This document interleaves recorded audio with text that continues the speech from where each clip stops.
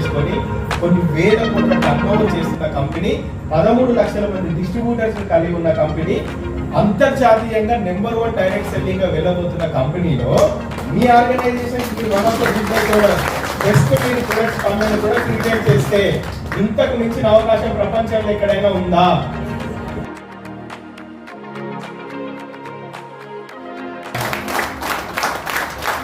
భారతదేశంలో పుట్టి ఒక భారతీయుడిగా ఎదిగినటువంటి కంపెనీ. సో ఇన్ని సంవత్సరాలు ఈ కంపెనీ నడుస్తుందంటే కంపెనీలో ప్రొడక్ట్ బాగుంటే నడుస్తుందా, లేదా ప్రొడక్ట్ బాగుంది అని చెప్పడం వల్ల నడుస్తుందా? బాగుంటే నడుస్తుంది కదా. ఐకాఫ్ మీరు వాడి మీకు నచ్చితేనే ఇంకో ప్రొడక్ట్ కావాలి అని మనం ఇంకో వాళ్ళకి చెప్తాం.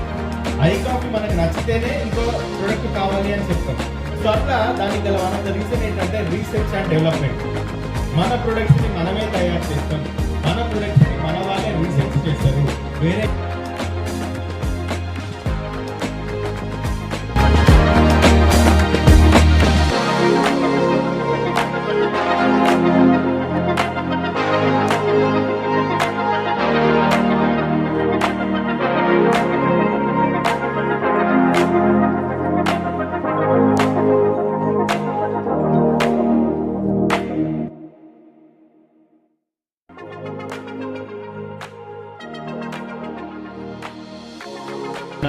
మీరు 12,400తో స్టార్ట్ చేసే బిజినెస్ వాల్యూ ఎంత? 14 కోట్లు. ఎంత అండి? 14 కోట్లు. ఇక్కడ ఎంతమంది రూమ్ రెంట్ కి ఉంటున్నారు? రూమ్ రెంట్ కి ఎంతమంది ఉంటున్నారు మేడం? మీరు ఎంత? 7,000. మీ బిల్డింగ్ వాల్యూ ఎంత?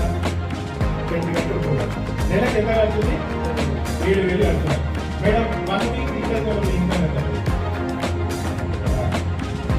50,000. ఎంత అండి?